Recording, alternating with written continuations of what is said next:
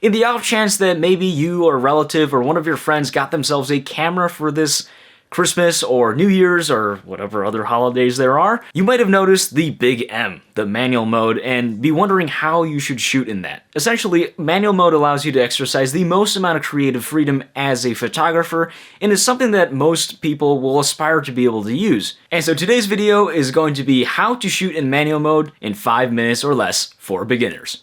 Now, there are 3 important things you need to keep in mind when you're using manual mode, and that is aperture, shutter speed, and ISO.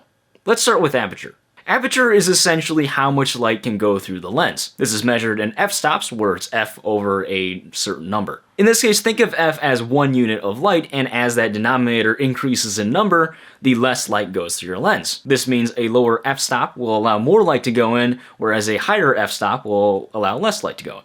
So now you might be thinking, well, more light is better, so then why don't I just shoot it wide open all the time? And that's because it controls depth of field. Basically, how deep your camera can focus. And so with an f-stop like 1.8, you'll be able to get that subject nice and crisply in focus, but your background nicely blurred and bokeh. On the other hand, if you're shooting groups or landscapes or anything that requires the background to be in focus, you'll probably want to bring that f-stop up. And that allows that depth of field to get even deeper and allows everything else to be in focus as well. For me, aperture is the first thing I set up because I usually shoot portraits, and for portraits you want that background to be as blurred as possible. Let's move on to shutter speed. Shutter speed refers to how quickly the image is taken. This is measured in 1/10 of a second, where the larger the denominator, the faster the shutter speed is.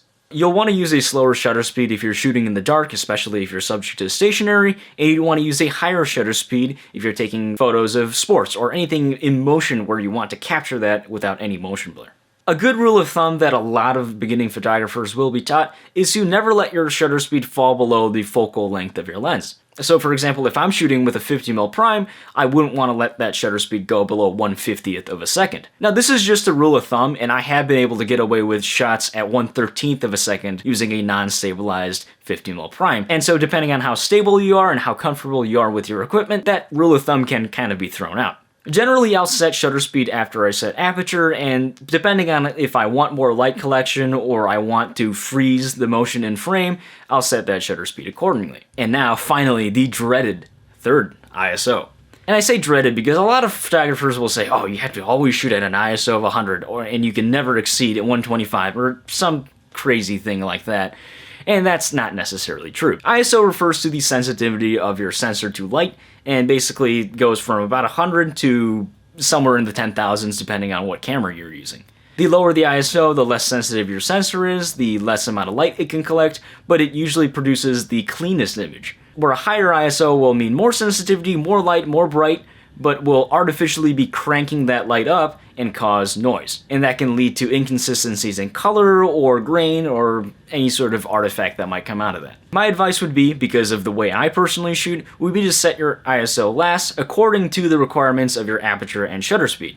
For example, if I'm taking a photo of a person on a street, I would want an f-stop of 1.8 to 2.2, somewhere around there, and a shutter speed of, let's say, 1/200th of a second. And let's say it's too dark to be shooting at an ISO of 100, so then I'd have to launch it to 1000.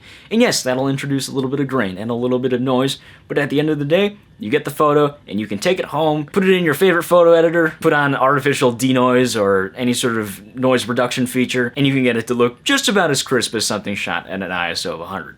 Now, on the other hand, if you're shooting in very harsh lighting and you find that your image is blowing out, it's all white and you have to reduce that glare somehow, you can either use an ND filter, which is a neutral density filter that you can pop right onto the camera lens. It'll act like a pair of sunglasses for your lens, darken that image a little, or more controversially in some regards, you can just crank up the shutter speed and make up for that in that way. Now, of course, that also means that if you're taking photos of a nice waterfall and you want that nice creamy, motion blurred fall, you're not going to be able to get that. That's why everyone uses ND filters. But it will allow you to get a shot in case that doesn't matter.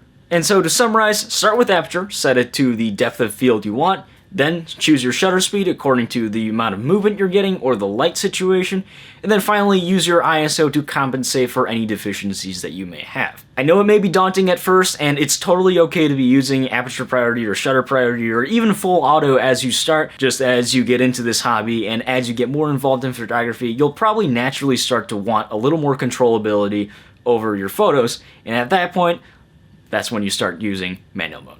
And so I hope this video was helpful. Please let me know if you have any other questions I can answer in the comments. And in case you want something more detailed, there are plenty of 12 to 30 minute videos on here that will teach you more about the nitty-gritty and the information and the science side of photography. But for someone starting off, and for when I was starting off, I didn't really care about all that. So this is your basics, this is your ropes. Now go take some photos and enjoy your new camera, because that's what matters most. Welcome to photography. I hope you enjoy. I hope you stick around. My name is Squinty. Thanks for watching, and we will see you again next time.